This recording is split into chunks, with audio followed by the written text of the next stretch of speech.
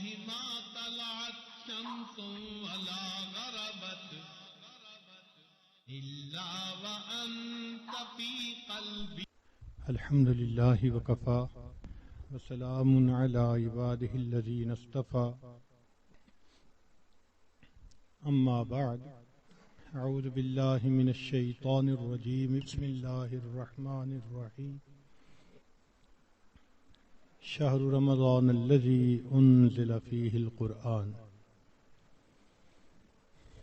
سبحان ربك رب العزة عما يصفون وسلام على المرسلين والحمد لله رب العالمين. اللهم صل على سيدنا محمد وعلى آل سيدنا محمد وبارك وسلم. اللهم صل على سيدنا محمد وعلى آل سيدنا محمد وبارك وسلم. اللهم صل على سيدنا محمد وعلى آل سيدنا محمد وبارك وسلم. آج کی بات فضائل رمضان ہی کے بارے میں ہوگی. گو کہ پورا مہینہ آپ اس کی فضیلتیں دروس میں، جمعہ کے خطبات میں سنتے رہے ہیں، لیکن پھر بھی بات کو بار بار کرنے سے انسان کی کیفیات بہتر ہوتی ہیں. قرآن مجید کی گواہی ہے، فذکر فإن الذکریٰ تنفع المؤمنین. اے میرے محبوب صلی اللہ علیہ وسلم، آپ نصیحت کیجئے، نصیحت ایمان والوں کو فائدہ دیتی ہے. تو وہی باتیں دوبارہ سنیں گے تو دل میں ممکن ہے ایک نیا جوش، ایک نیا ولولہ بیدار ہو جائے اور بقیہ ایام ہم زیادہ اچھے انداز سے گزار سکیں. اسلامی مہینوں کی ابتدا محرم سے ہوتی ہے اور اسلامی مہینوں کی انتہا ذی الحجہ پر ہوتی ہے. پہلا مہینہ محرم اور آخری مہینہ ذی الحجہ. پہلا مہینہ بھی قربانی کی یاد دلاتا ہے اور آخری مہینہ بھی قربانی کی یاد دلاتا ہے. سیدنا ابراہیم علیہ السلام کو 10 محرم کو آگ میں ڈالا گیا تھا اور ذی الحجہ کی 10 تاریخ کو سیدنا اسماعیل علیہ السلام کو اللہ کے نام پر قربان کیا. تو اسلامی سال کی ابتدا میں بھی قربانی کا سبق ہے، انتہا میں بھی قربانی کا سبق. اب اگر اس سال کے 2 حصے کیے جائیں تو 2 شش ماہیاں بنتی ہیں، پہلے 6 مہینے اور دوسرے 6 مہینے. پہلے 6 مہینوں میں درمیان میں تیسرا مہینہ ہے ربیع الاول، وہ بھی انعام کا مہینہ، کہ اس میں اللہ کے پیارے حبیب صلی اللہ علیہ وسلم دنیا میں تشریف لائے. اللہ رب العزت نے انسان کو بے شمار نعمتیں دی، احسان نے جتایا. آنکھیں دیں، زبان دی، دماغ دیا، سماعت دی، کھانے پینے کو کیا کیا نعمتیں دی، پانی دیا، ہوا دی، رہنے سہنے کو گھر دیا، مگر احسان نے جتایا. انسان کی خاطر زمین بنائی، آسمان بنایا، احسان نے جتایا. ایک نعمت ایسی تھی کہ اللہ رب العزت نے جب وہ عطا کی تو اس کو عطا فرماتے ہوئے اللہ نے احسان بھی جتلایا. فرمایا لقد من اللہ علی المؤمنین اذ بعث فیہم رسولا. تحقیق اللہ نے ایمان والوں پر احسان فرمایا. تو پہلے 6 ماہی میں ربیع الاول کا مہینہ تیسرا انعام ملا اس امت کو، اور دوسری 6 ماہی میں 9واں مہینہ رمضان کا مہینہ، یہ بھی اللہ کی طرف سے انعام. جتنی آسمانی کتابیں اتاری گئیں رمضان مبارک میں، تو یہ مہینہ رحمتوں کا، برکتوں کا، مغفرت کا مہینہ ہے. چنانچہ رمضان کا لفظ را، میم اور ضاد 3 حرفوں سے بنا.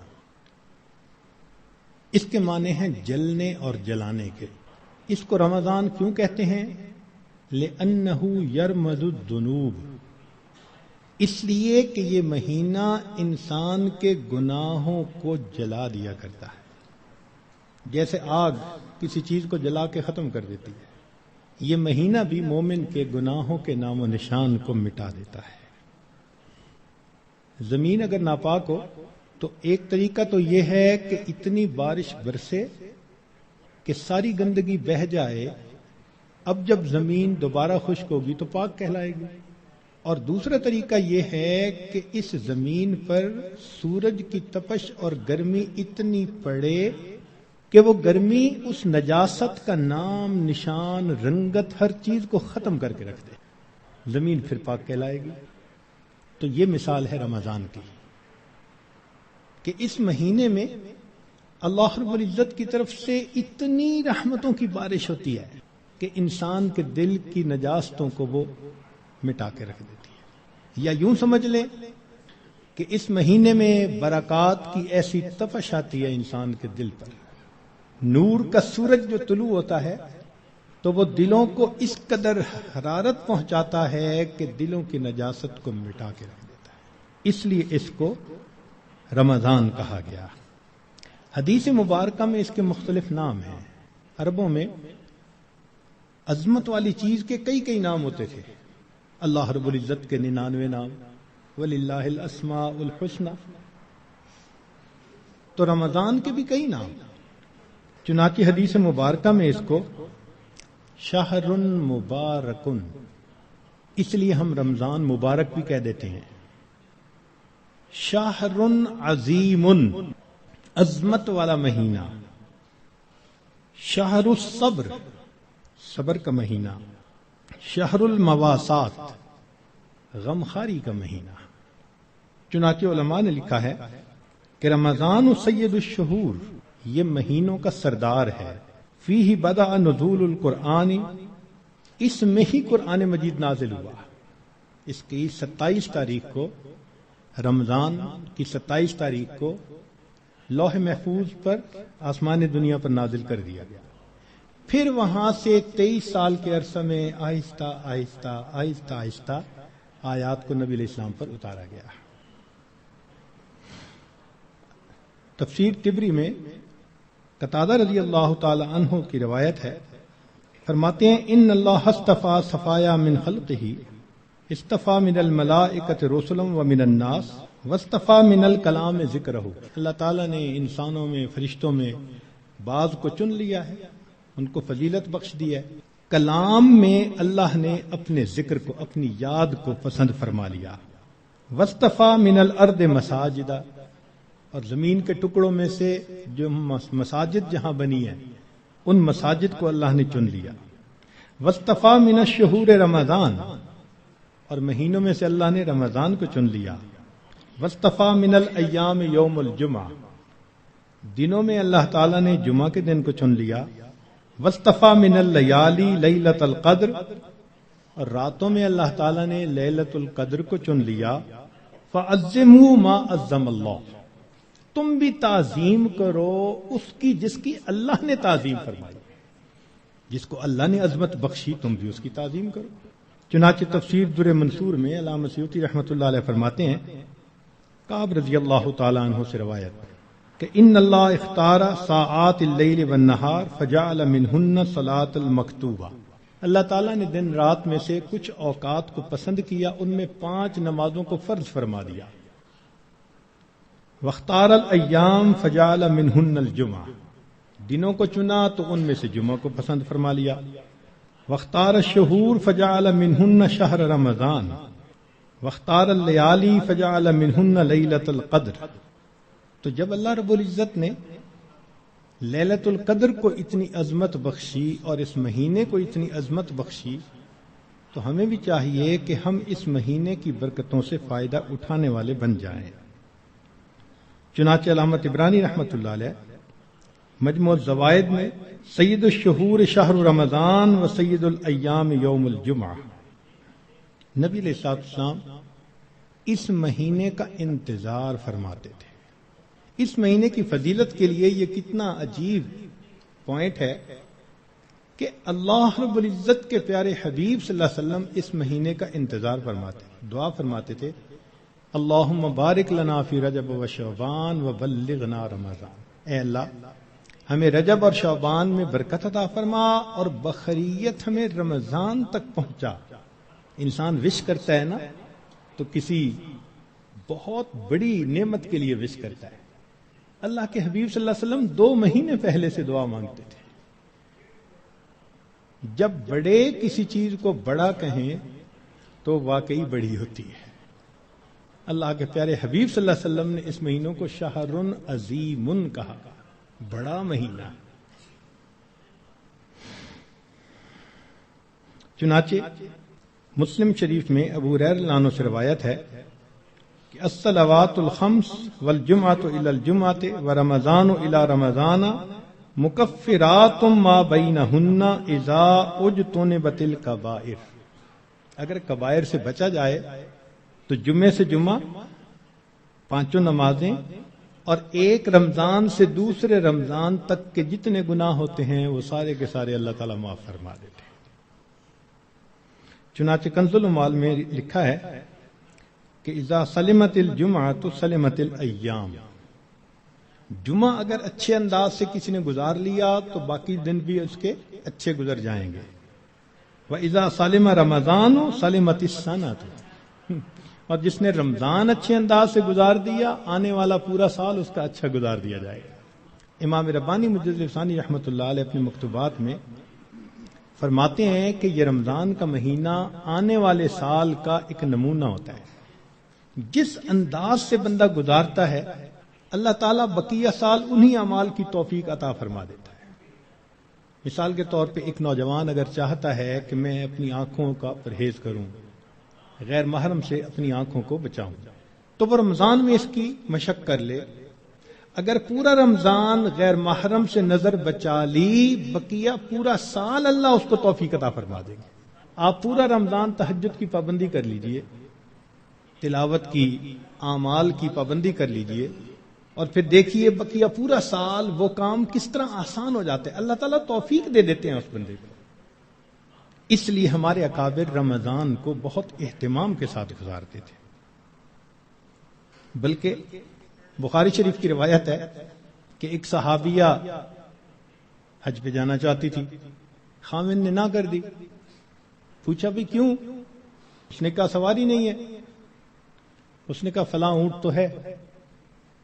اس نے کہا وہ میں نے صدقے کی نیت کر لی، اب وہ میرا نہیں، وہ اللہ کا ہے، اب میں تمہیں نہیں لے کے جا سکتا۔ خاموش ہو گئی۔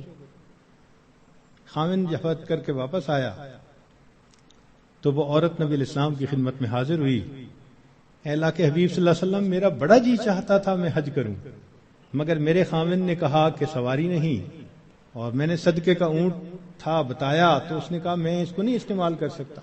تو نبی علیہ السلام نے پہلے تو خاوند کو سمجھایا کہ دیکھو یہ حج کا عمل بھی اللہ کے راستے میں جانے والا عمل تھا، تم اگر اس اونٹ پر اس کو یہ حج کروا دیتے تو اس میں کوئی حرج نہیں تھا، مگر ساتھ ہی یہ فرما دیا اس عورت کو کہ اچھا اب تم رمضان میں عمرہ کر لینا، اللہ تعالیٰ تمہیں میرے ساتھ حج کرنے کا ثواب عطا فرمائے گا۔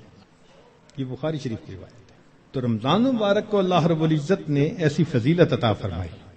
چنانچہ کنز العمال میں ہے کہ اذا کان اول لیلۃ من شہر رمضان صفدت الشیاطین ومردت الجن، کہ جب رمضان کی پہلی رات آتی ہے تو شیاطین، سرکش جن، ان کو قید کر دیا جاتا ہے، باندھ دیا جاتا ہے۔ خبردار، میرے پیارے حبیب صلی اللہ علیہ وسلم کے امتیوں کے روزوں کو تم خراب نہ کر سکو، تو شیاطین کو باندھ دیا جاتا ہے۔ وغلقت ابواب النار فلم یفتح منہا باب، جہنم کے سارے دروازے بند کر دیے جاتے ہیں، پورا رمضان بند رہتے ہیں۔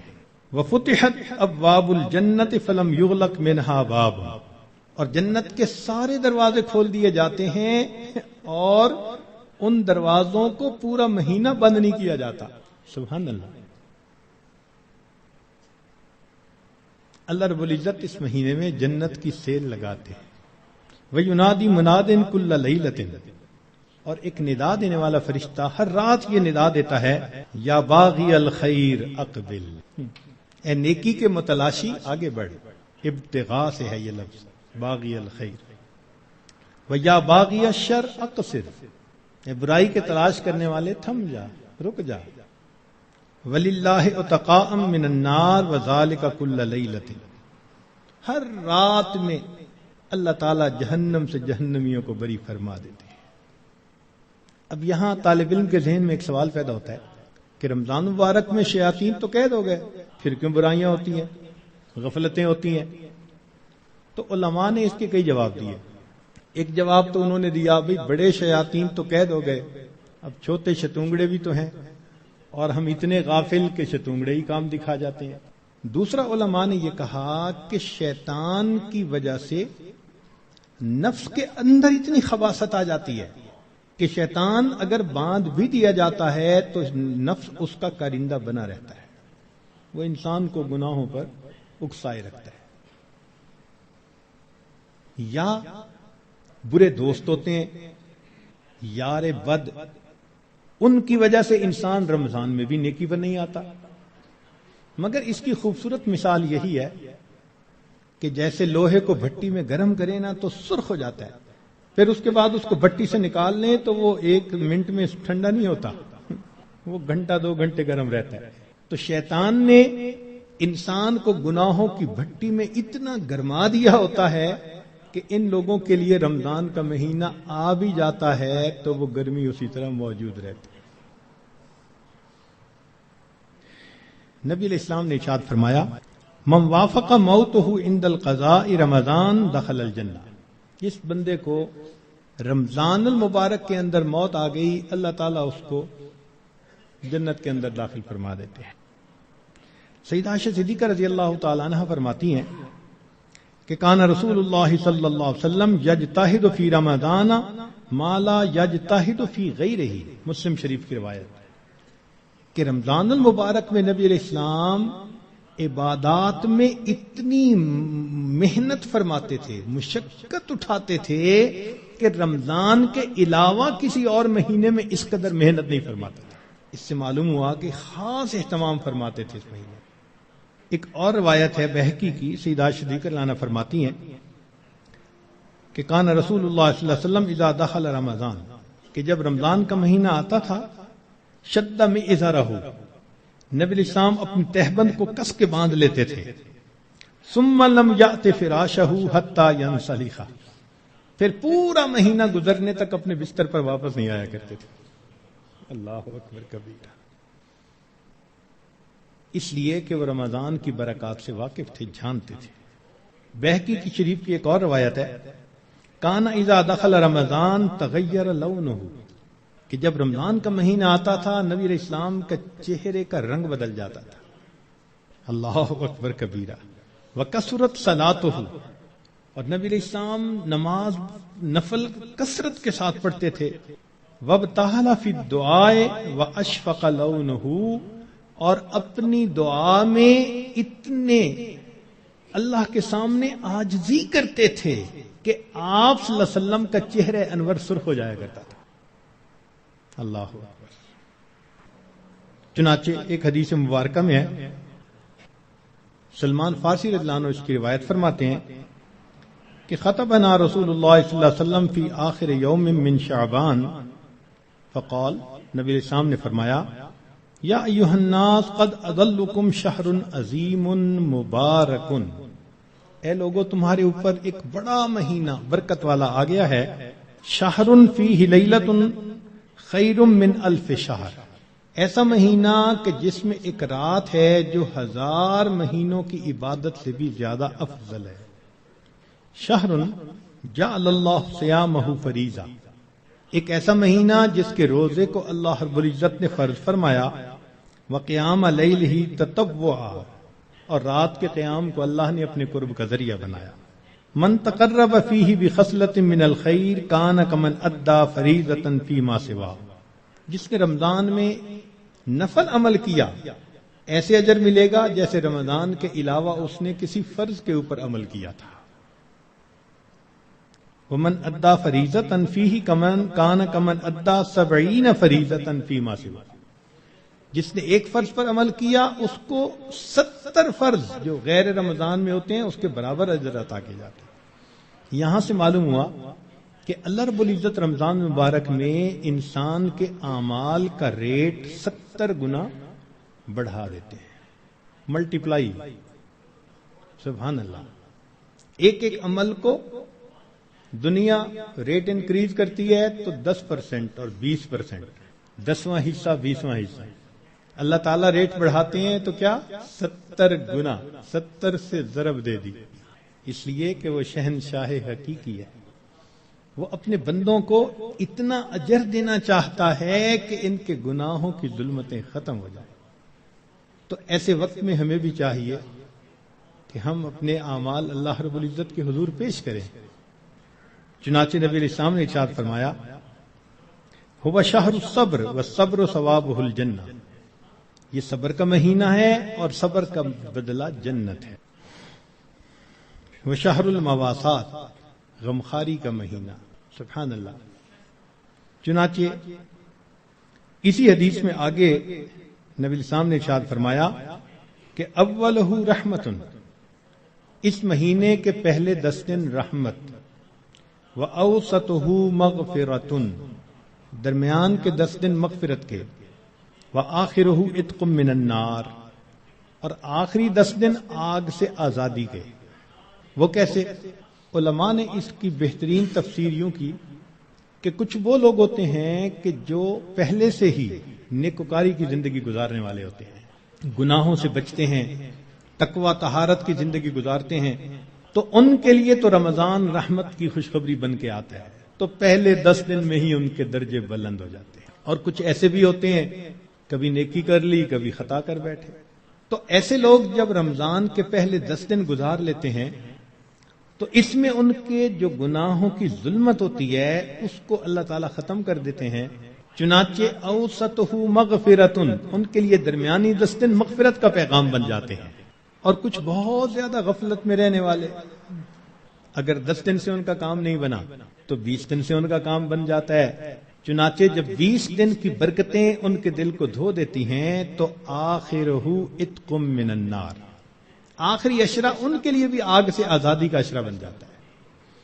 معلوم ہوا کہ اس مہینے میں تھوڑا غافل ہو یا زیادہ غافل، ہر بندے کی مغفرت کا اللہ تعالیٰ انتظام فرماتے ہیں۔ ہاں، بندے کو خود کوشش کرنی چاہیے۔ اگر کوئی آدمی خود ہی بے توجہ بن کر زندگی گزارے اور رمضان کا احترام ہی نہ کرے تو وہ تو پھر اپنا قصور ہے نا، ورنہ یہ اس کو احساس ہو گیا کہ مجھے رمضان مبارک کے اس مہینے میں اللہ کا قرب حاصل کرنا ہے، اس مہینے کی برکتیں اتنی ہیں کہ ایک لمحے کی برکت انسان کو ولی بنانے کے لیے کافی ہے۔ امام ربانی مجدد ثانی رحمۃ اللہ فرماتے ہیں مکتوبات میں کہ اے کاش پورے سال کی برکتوں کو رمضان المبارک کی برکتوں کے ساتھ وہ نسبت ہوتی جو ایک دریا کو سمندر کے ساتھ ہوتی ہے، مگر وہ بھی نہیں ہے۔ اس مہینے کی برکتیں اتنی زیادہ ہیں، اللہ اکبر کبیرہ۔ چنانچہ نبی علیہ السلام نے ارشاد فرمایا کہ وَاسْتَكْثِرُوا فِيهِ مِنْ 4 خصال، 4 اعمال اس مہینے میں زیادہ کرو۔ خصلتین تردون بہما ربکم وخصلتین لا غنا بکم عنہما، 2 عمل تو ایسے ہیں کہ جن سے تم اپنے رب کو راضی کرو، اور 2 عمل ایسے ہیں کہ تمہیں اس کے سوا چارہ ہی نہیں، مجبوری ہے تمہاری۔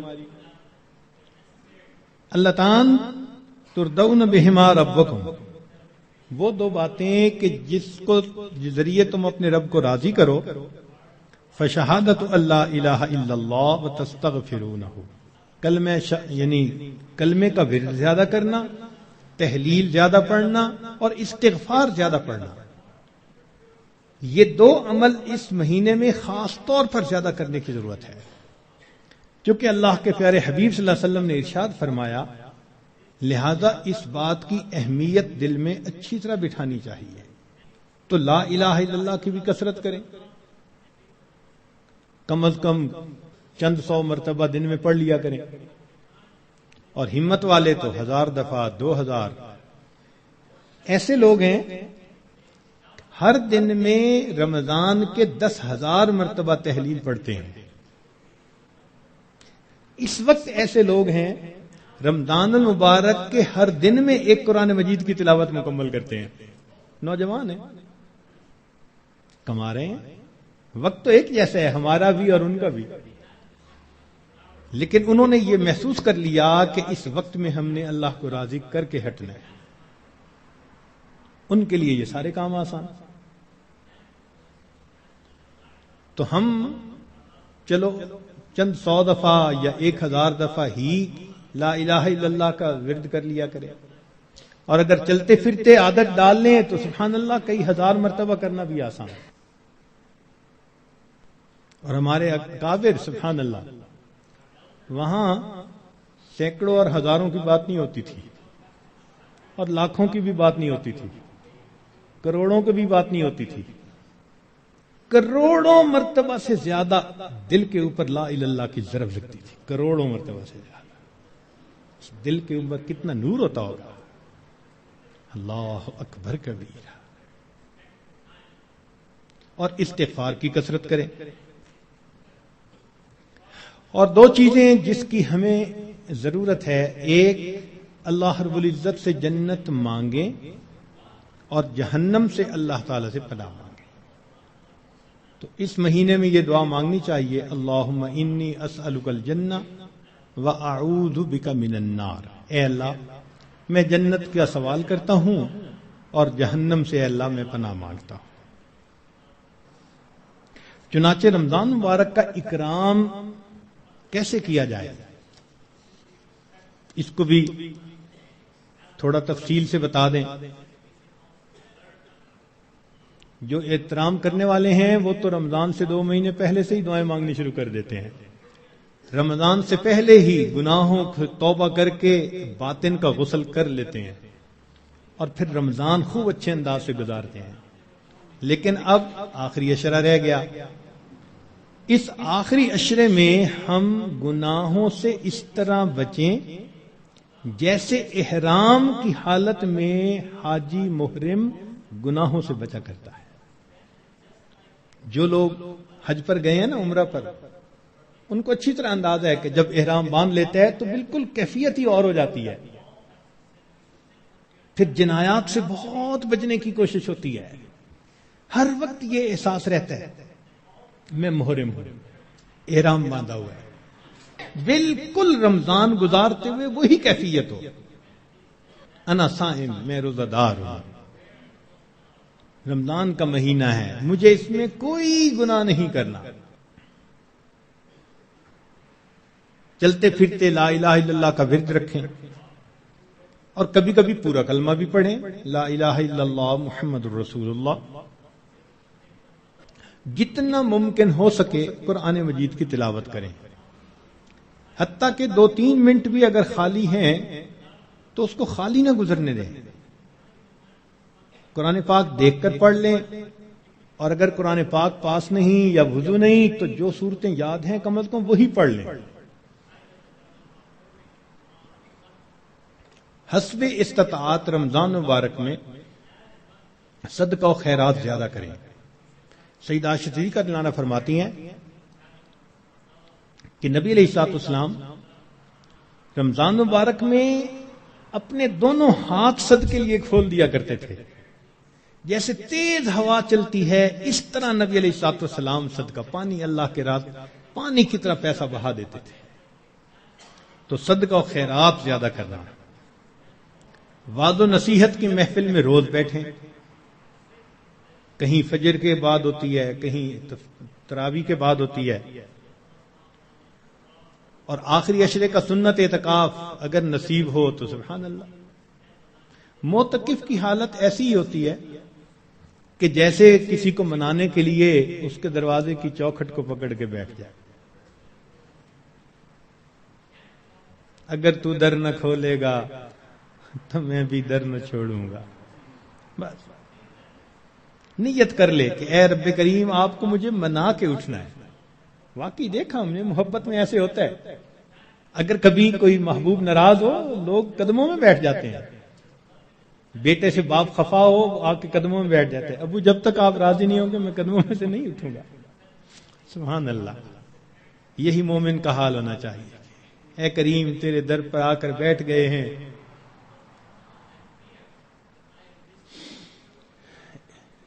اجازت ہو تو آ کر میں بھی شامل ان میں ہو جاؤں.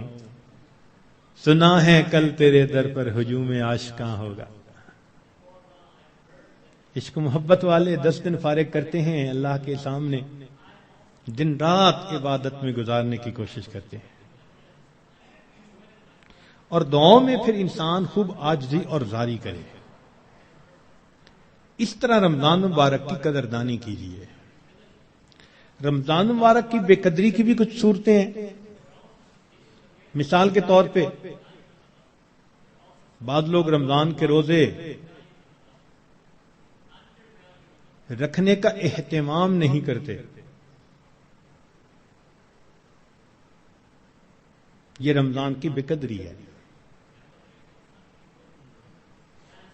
اور کئی مرتبہ سحری کھا کے سو جاتے ہیں کہ میں تھوڑی دیر ذرا آرام کر لوں, اٹھ کے فجر پڑھوں گا, اور شیطان کو نماز قضا کروانے کا موقع مل جاتا ہے. یہ رمضان مبارک کی بے قدری ہے. اسی طرح افطاری کے انتظار میں باجماعت نماز چھوڑ بیٹھتے ہیں. یہ بھی رمضان مبارک کی بے قدری ہوئی. بعض لوگ رمضان المبارک میں خبروں کے نام پر ٹی وی دیکھتے ہیں, غیر محرم عورتوں پر نظر پڑتی ہے.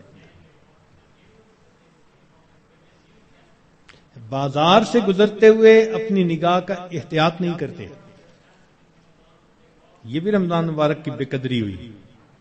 اخبار بینی کے شوق میں تصاویر بھی دیکھتے ہیں, یا بعض لوگوں کو دیکھا کہ بھوک سے بچنے کے لیے یا پیاس کے احساس سے بچنے کے لیے ڈائجسٹ پڑھنا شروع کر دیتے ہیں, ناول افسانے, کہ وقت گزر جائے. تو وقت گزاری کے لیے ڈائجسٹ جیسی کتابیں اور اس طرح کی کتابوں کا پڑھنا یہ بھی رمضان مبارک کی بے قدری ہے. اس سے تو بہتر تھا کہ آپ قرآن مجید کی تلاوت کر لیتے. اور بعض مرتبہ عورتیں گھر کے کام کاج میں لگی ہوتی ہیں تو وہ وقت گزاری کے لیے موسیقی والی قوالی لگا دیتی ہیں. اور ایسی آج کل قوالیاں بن بھی خوب رہی ہیں گانوں کی طرز پر.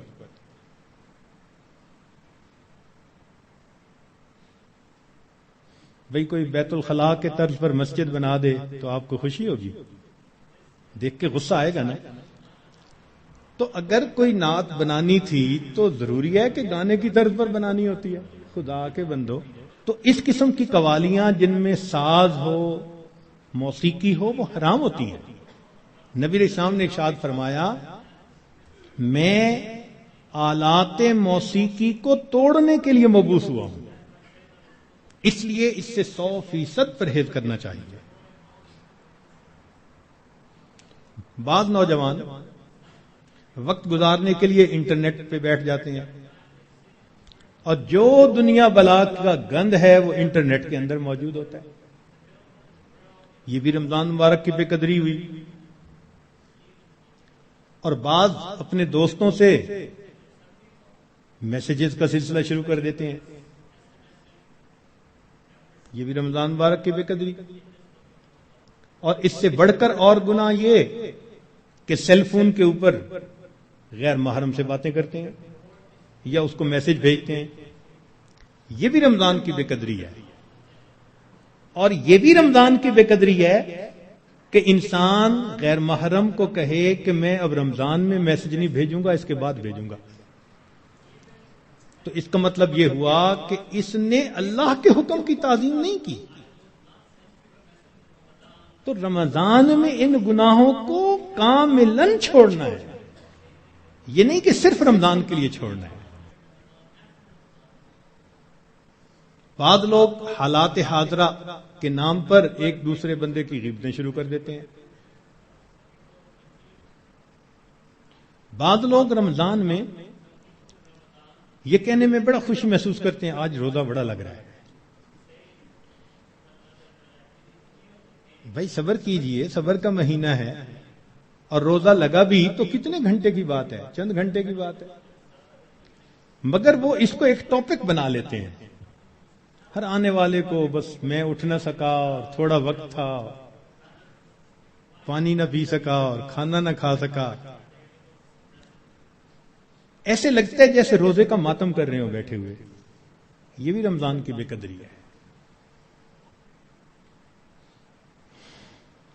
رمضان مبارک میں جو آدمی اللہ رب العزت کے قرب کے لیے کوششیں کرے گا، یقیناً اللہ رب العزت اس کے گناہوں کو معاف فرمائیں گے اور اسے اپنا قرب عطا فرمائیں گے۔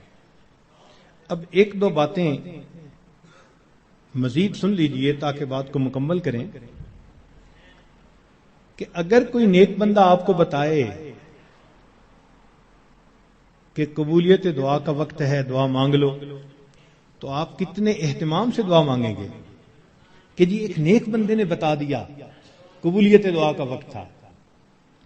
اچھا اگر کوئی واقعی بڑا ولی ہو اور وہ بتا دے پھر تو اور اہتمام سے دعا مانگیں گے۔ تو اگر ایک ولی کے بتانے پر اتنے اہتمام سے دعا مانگتے ہیں تو ولیوں کے سردار، نبیوں کے سردار حضرت محمد مصطفیٰ احمد مجتبی صلی اللہ علیہ وسلم، آپ نے ارشاد فرمایا کہ افطاری کے وقت روزے دار کی دعا کو اللہ تعالیٰ قبول فرماتے ہیں۔ اب اپنے ذرا ذہن میں سوچیں کہ کیا ہم افطاری کے وقت دعا اس اہتمام سے مانگتے ہیں؟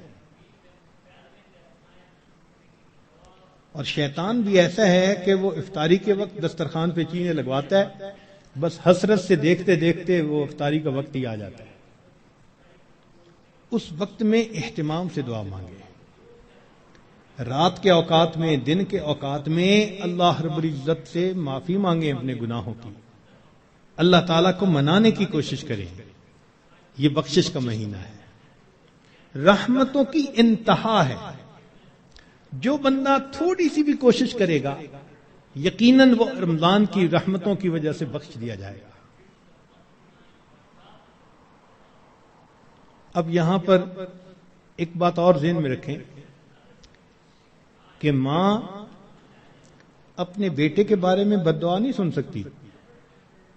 کسی ماں کے سامنے بیٹے کو بد دعا دیں تو صحیح، حشر دیکھیں گلے پڑ جائے گی، تو ہوتا کون ہے میرے بیٹے کو بد دعا دینے والا؟ تو ماں کو اگر بیٹے سے اتنی محبت ہے کہ وہ بد دعا نہیں سن سکتی، تو کیا ایسا ہوگا کہ کوئی بد دعا دے اور ماں آمین کہے بیٹھ کے؟ وہ تو آمین نہیں نہ کہے گی۔ اب ماں کی محبت کا یہ عالم ہے تو اللہ کے پیارے حبیب صلی اللہ علیہ وسلم کو امت کے ساتھ کتنی محبت تھی۔ 23 سال امت کے لیے اللہ کے محبوب صلی اللہ علیہ وسلم راتوں کو روتے رہے۔ کوئی ماں بچوں کے لیے 23 سال نہیں روتی، کوئی باپ اپنی اولاد کے لیے 23 سال نہیں روتا۔ اللہ کے پیارے حبیب صلی اللہ علیہ وسلم 23 سال تہجد میں روتے تھے، امت کے لیے روتے تھے، اتنی محبت تھی امت کی۔ روایت میں آتا ہے کہ ملک الموت نے آ کے عرض کیا، اے اللہ کے حبیب صلی اللہ علیہ وسلم، اللہ تعالیٰ نے بھیجا ہے۔ نبی السلام نے پوچھا، اچھا پہلے مجھے یہ پوچھ کے بتاؤ میرے بعد میری امت کا کیا بنے گا؟ اللہ اکبر، ادھر سے بلاوا آتا ہے اور اللہ کے حبیب صلی اللہ علیہ وسلم کو امت یاد آتی ہے، میری امت کا کیا بنے گا؟ اللہ تعالیٰ نے فرمایا تیری امت کے بارے میں تیرے دل کو خوش کریں گے میرے محبوب۔ اللہ اکبر، اتنی محبت امت کے ساتھ۔ اور ان کے سامنے جبریل علیہ السلام ایک دعا مانگتے ہیں، برباد ہو جائے وہ شخص جس نے رمضان کا مہینہ پایا اور اپنی مغفرت نہ کروائی، اور اس پر نبی علیہ السلام فرماتے ہیں آمین۔ اب آپ سوچیں کہ رمضان المبارک میں مغفرت کا کروانا کتنا اہم ہے. اول تو ایک فرشتے کی بد دعا کافی تھی، پھر اس کے اوپر نبی علیہ السلام کی آمین، اس نے کتنا موقت کر دیا اس بد دعا کو. اللہ اکبر. اس لیے رمضان گزرے گا تو یا ہمارے لیے عید ہوگی یا پھر ہمارے لیے وعید ہوگی. جن کی بخشش ہو گئی ان کے لیے تو عید ہوگی، خوشی کا دن، اور جن کی بخشش نہ ہوئی پھر ان کے لیے وعید ہوگی. اس لیے رمضان کے ان باقی ایام کو بہت ہی زیادہ اہتمام کے ساتھ اللہ تعالیٰ سے مانگ کے گزاریں، رو دھو کے گزاریں. جب دل میں فکر ہوتی ہے نا، پھر مانگنے کا طریقہ خود بخود آ جاتا ہے. جب بیٹا بیمار ہو نا ہاسپٹل میں، تو اس کی ماں کو دعا کا ادب کوئی نہیں سکھاتا، ماں کو دعا مانگنا خود آتا ہے. وہ جس انداز سے رو رہی ہوتی ہے، وہ جس طرح اللہ کے سامنے گڑ گڑا رہی ہوتی ہے، اللہ میرا بیٹا ICU میں داخل ہو چکا، ٹپ ٹپ آنسو گر رہے ہوتے ہیں. دعا کے آداب کون اسے سکھاتا ہے؟ محبت ہوتی ہے، دل کو فکر لگی ہوتی ہے. اسی طرح جب دل کو فکر لگ جاتی ہے نا کہ وقت تو گزر رہا ہے، میں نے کیا کیا اس میں، تو پھر انسان کو اللہ رب العزت سے مانگنا بھی آ جاتا ہے. کہتے ہیں کہ ایک اعرابی تھا، تو رمضان مبارک میں عجیب اس نے دعا مانگی. کہنے لگا اللہم انک امرت بعتق العبید ونحن عبیدک.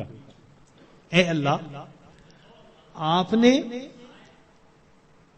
غلاموں کو آزاد کرنے کا حکم دیا ہے. اس حدیث میں بھی نبی علیہ السلام نے فرمایا کہ جو غلام آزاد کرے اس کو یہ اجر ملے گا. تو دیکھیے ایک دیہاتی شخص ہے، کیا دعا مانگ رہے ہیں؟ اللہم انک امرت بعتق العبید ونحن عبیدک فاعتقنا من النار فی شہر رمضان. اے اللہ، اس رمضان کے مہینے میں جہنم کی آگ سے ہمیں آزاد فرما دیجیے. اللہ اکبر کبیرہ. اور واقعی بات ایسی ہے. اس لیے کسی نے کیا عجیب بات کہی، ان الملوک اذا شابت عبیدہم. بادشاہ لوگ جو ہوتے ہیں نا، جب ان کی خدمت کرتے کرتے ان کا غلام بوڑھا ہو جاتا ہے نا، وہ پھر اس کو آزاد کر دیتے ہیں، آزاد بندوں کی طرح آزاد بنا دیتے ہیں. عمر گزار دی اس نے خدمت کرتے کرتے. بادشاہ بڑھاپے میں اس کو غلام نہیں رکھتے، یہ دستور ہوتا ہے بادشاہوں کا. ان الملوک اذا شابت عبیدہم فی رقہم اعتقوہم اتق احراری. بڑھاپا جب ہو جاتا ہے، وہ کہتے ہیں کہ اس نے تو عمر گزار دی خدمت کرتے کرتے، اب اس کو غلامی سے آزاد کر کے آزاد بندوں جیسی زندگی. وَأَنْتَ يَا سَيِّدِي أَوْلَى بِذَاكَ رَمَا. اے سید، اے میرے سردار، اے میرے آقا، آپ تو اس بات کے زیادہ حقدار ہیں. ہم نے بھی تو کلمہ پڑھتے پڑھتے بال سفید کر لیے نا، دل سفید نہ کر سکے، بال تو سفید کر بیٹھے. کلمہ پڑھتے پڑھتے بوڑھے تو ہو ہی گئے. اے کریم، تو مہربانی فرما، رمضان کے اس مہینے میں اللہ ہمیں جہنم کی آگ سے آزاد فرما. ہمارے پاس کوئی عمل اور نہیں جو اللہ کے حضور پیش کر سکے. عبداللہ ابن مبارک رحمت اللہ علیہ کی بات یاد آتی ہے کہ موت کے وقت اپنے رخسار کو زمین پر رگڑنے لگ گئے اور دعا مانگنے لگے، اللہ عبداللہ کے بڑھاپے پر رحم فرما. یہ نہیں کہا کہ میں محدث ہوں، یہ نہیں کہا میں نے ہزاروں کو حدیث کا علم پڑھایا، یہ نہیں کہا اتنے لوگوں کو ہدایت ملی. کوئی عمل اپنا اللہ کے حضور پیش نہیں کیا. وہ جانتے تھے اللہ کی عظمت کو، وہ پہچانتے تھے. صرف ایک بات کہی، اے اللہ عبداللہ کے بڑھاپے پر رحم فرما. تو اگر بادشاہ اپنے بوڑھے غلاموں کو آزاد کر دیتے ہیں، میرے مولا ہم تو آپ کے نسلی غلام ہیں، ہمارے والد بھی آپ کے در سے مانگ کے کھاتے تھے، ہماری والدہ بھی آپ کے در سے مانگتی تھی. اللہم انی عبدک وابن عبدک وابن امتک. کیا مانا اس کا؟ یہی تو ہے. میرا باپ بھی منگتا تھا آپ کے در کا، میری ماں بھی منگتی تھی، میں بھی منگتا. اللہ مہربانی کر دیجئے، اپنے در سے خالی نہ اٹھائیے. اے اللہ، آج 21 رمضان کی رات ہے اور اوپر سے جمعرات، جمعہ کی رات. اے اللہ اس مبارک رات میں ہمارے تمام گناہوں کو معاف فرما دیجئے، اور جو آگے وقت آ رہا ہے اللہ ہمیں صحیح انداز کے ساتھ گزارنے کی توفیق عطا فرما دیجئے. وآخر دعوانا ان الحمد للہ رب العالمین. تھوڑی دیر کے لیے مراقبہ کر لیجئے، آنکھوں کو بند کر لیجئے، سر کو جھکا لیجئے. دنیا اور جو کچھ دنیا میں ہے اس سے ہٹ کٹ کے اللہ رب العزت کی یاد میں ڈوب جائیے. دل مغموم کو مسرور کر دے،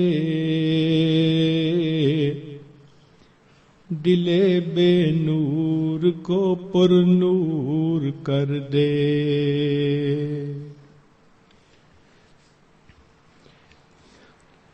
دل مغموم کو مسرور کر دے، دل بے نور کو پر نور کر دے. فروزاں دل میں شمع طور کر دے، یہ گوشہ نور سے معمور کر دے. میرا ظاہر سنور جائے الہی، میرے باطن کی ظلمت دور کر دے.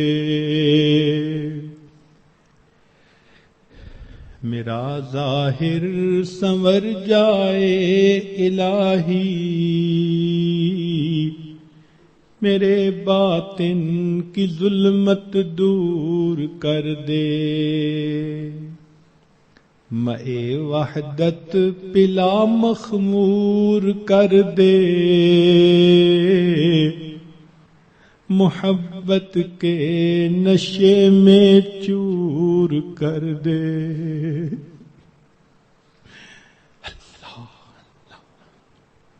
لا الہ الا اللہ محمد رسول. دعا کر لیجئے. سبحان ربی العلی الوہاب. اللہم صلی علی سیدنا محمد وعلی آل سیدنا محمد وبارک وسلم. اے مالک، ہم آپ کے آج مسکین بندے ہیں، ہمارے گناہوں کو معاف فرما، خطاؤں سے درگزر فرما، عیبوں کی پردہ پوشی فرما. اے کریم آقا، بابرکت مہینہ رمضان مبارک کا آ چکا ہے، اللہ اس کی رحمتیں عطا فرما دیجئے، برکتیں عطا فرما دیجئے. میرے مولا، بارش تو ہو رہی ہے، ہمارے ہی دل ایسے ہیں جو اس کے اثرات کو قبول نہیں کر پا رہے. اے اللہ ان دلوں سے ظلمت کے پردے ہٹا دیجئے، ان دلوں کو اللہ صحیح معنوں میں زندہ فرما دیجئے. اے اللہ، سینوں میں دل کی جگہ سل لیے پھرتے ہیں، اس سل کو اللہ آج دل بنا دیجئے. اے کریم رحمت کا معاملہ فرما دیجئے. میرے مولا، ہماری آنکھوں کو پاک کر دیجئے، دلوں کو صاف کر دیجئے. اے اللہ، رمضان مبارک کی قدردانی کی توفیق عطا فرما دیجئے. اے اللہ، آپ کے بندے دور قریب سے چل کر، اپنے گھروں کو چھوڑ کر، بیوی بچوں کو چھوڑ کر آپ کے در پر آ کے حاضر ہو گئے ہیں. میرے مولا، میں کہاں کہاں نہ پہنچا تیری دید کی طلب میں. اے اللہ، تیری دید کی طلب میں، تیری محبت کی تلاش میں. اے اللہ، تیرا قرب حاصل کرنے کے لیے، آپ کو منانے کے لیے. اے اللہ، یہ سب حضرات یہاں آ گئے ہیں. اے اللہ، آنا قبول کر لیجئے. میرے مولا، آنا قبول کر لیجئے. اے اللہ، رحمت فرما دیجئے. میرے مولا، مہربانی فرما دیجئے. اٹھے ہاتھوں کی لاج رکھ لیجئے. اے اللہ، دنیا کے لوگ بھی آنے والے کا لحاظ کر لیتے ہیں. اے اللہ، آپ بھی اپنے گھر میں آنے والے کا لحاظ فرما لیجئے. مہربانی فرمائیے. آج کی رات میں ہماری مغفرت فرما دیجئے، نیک اعمال کی توفیقیں عطا فرما دیجئے۔ اے اللہ ہمیں تقوی و طہارت کی زندگی عطا فرمائیے۔ اے اللہ گناہوں کی ذلت سے محفوظ فرما، ہمیں طاعات کی عزت نصیب فرما، آنے والے وقت کو گزرے وقت سے بہتر فرما، آنے والی زندگی کو گزری ہوئی زندگی کا کفارہ بنا۔ اللہم انا نسألک الجنہ ونعوذ بک من النار۔ صلی اللہ تعالی علی حبیبہ سیدنا محمد وآلہ واصحابہ اجمعین برحمتک یا ارحم الراحمین۔